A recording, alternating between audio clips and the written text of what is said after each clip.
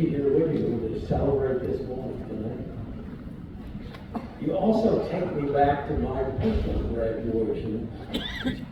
It would be a stretch to say that seems like only yesterday, since it was 1958.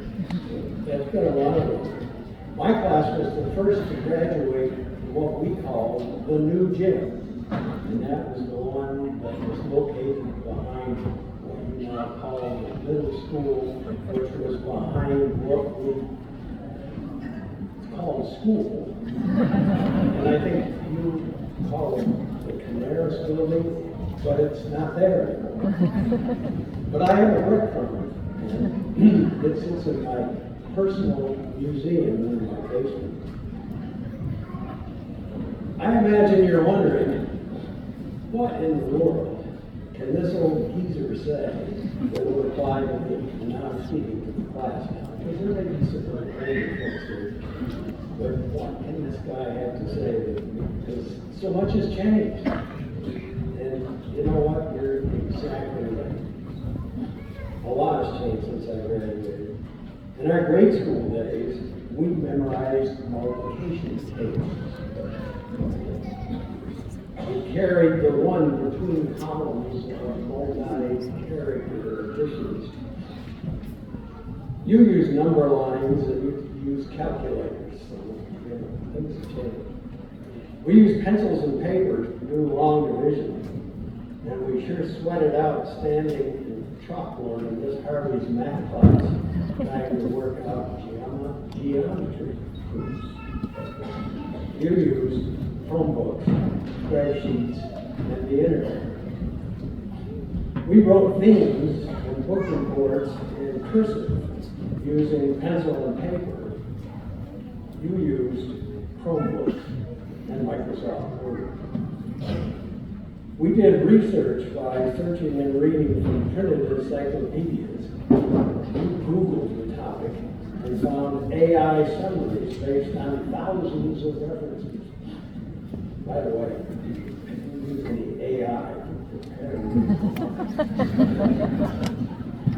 Our social learning tools were a little different too. In my days, the playground bullies walked around the schoolyard with their buckled boots unbuckled, so they could clank, clank, clank, and let you know they were on the way and they had to keep up with it. You had to learn to deal with bullies sneaking up on you through social media. We caught up on the latest gossip when we gathered for Cokes and chocolate malts at Armstrong's drugstore.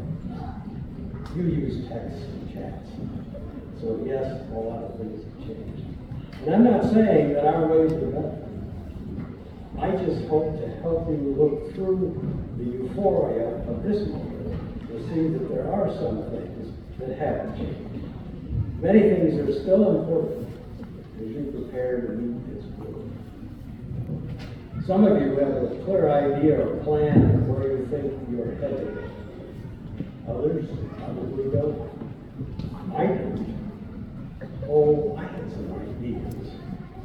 But I was in no hurry to start narrowing down that list. There was a speaker at my graduation ceremony. I don't remember who he was. I don't remember what he talked about. But he said one thing that brought me out of my daydreams I was having while I was sitting there where you were. He asked, "Where will you be 20 years from tonight?" Boy, that really woke me up. I hadn't thought of that.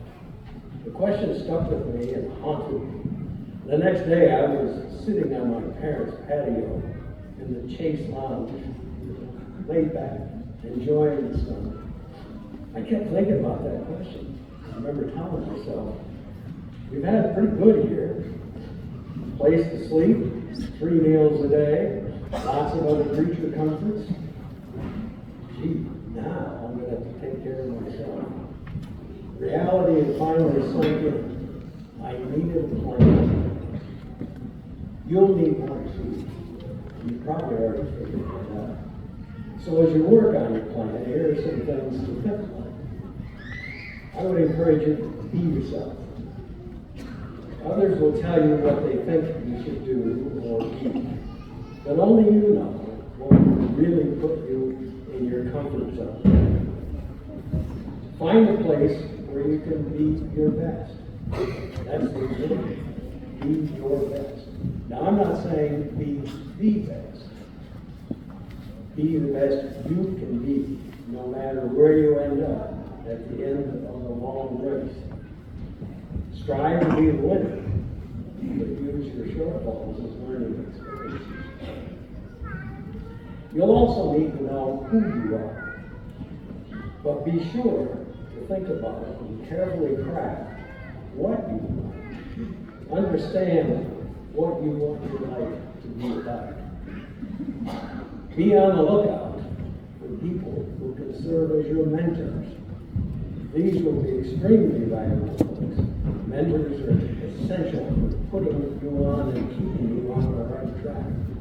They give you feedback, steer you in the right direction, and they provide warnings when you get too close to stepping out of bounds.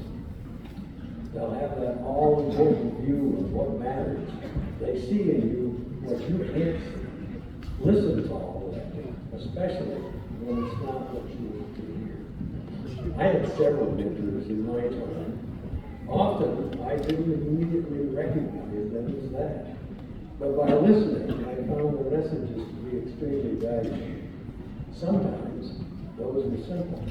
I once had a boss who wouldn't let me do something I really thought I needed to do. This was it. This is not a solid problem. This is going to be the way you do it. I was frustrated.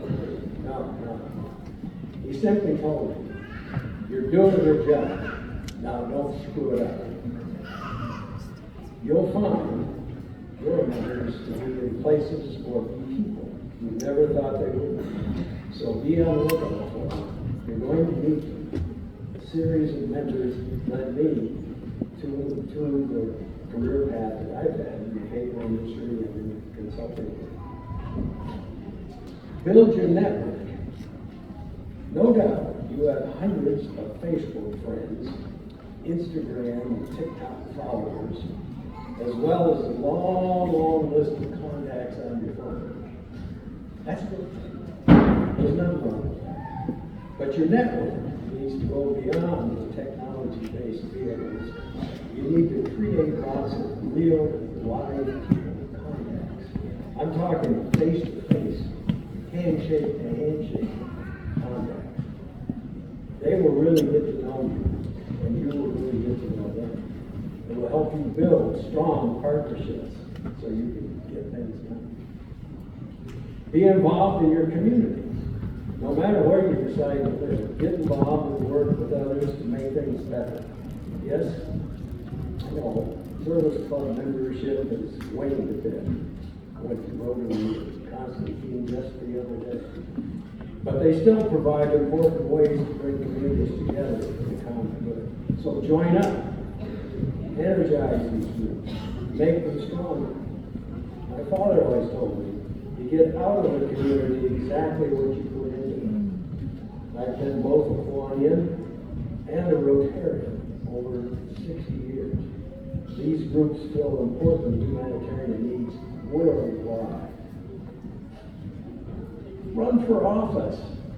The political process is a real mess these days, but it's still better than any other alternative form of government. Get out there and provide the solid leadership society needs. Be the giver, but not the taker. Over the years, I've gained a strong network of wonderful friends through this kind of participation. Yes, we too do communicate through social media, but we know each other much better because we have stood together side by side doing hands-on work to help others. Be true to your faith, regardless of how you practice it. You need the support and guidance that faith will provide. Now, I could drone on and on trying to tell you how to meet the challenge, but that's not why you're here. I'll get out of the way and I'll let you get on with it. Other things I could tell you have already been said by more learned authors. So I've given you a business card with two QR codes. QR codes. It's hard to say. I hope you all have them.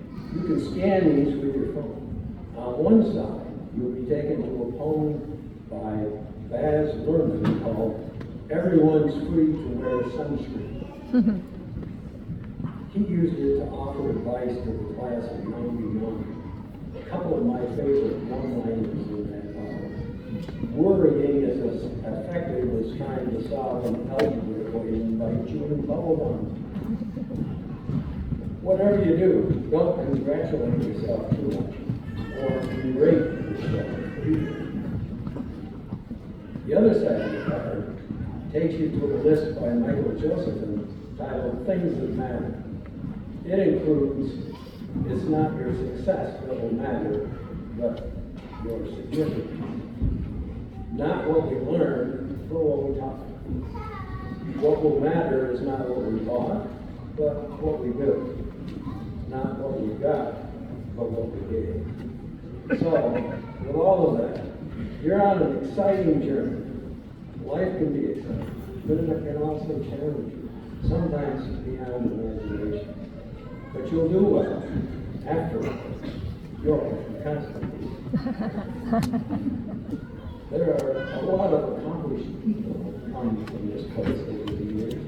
That long list includes a Michigan governor, a member of Congress, presidential cabinet member, the founder of Michigan State University, military brass and heroes, corporate executives, farming experts and specialists, inventors, entrepreneurs who started unique manufacturing operations, award-winning school system personnel, and many more.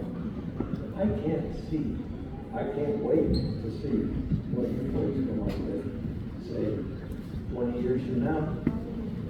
Thank you for the opportunity to share this evening with you.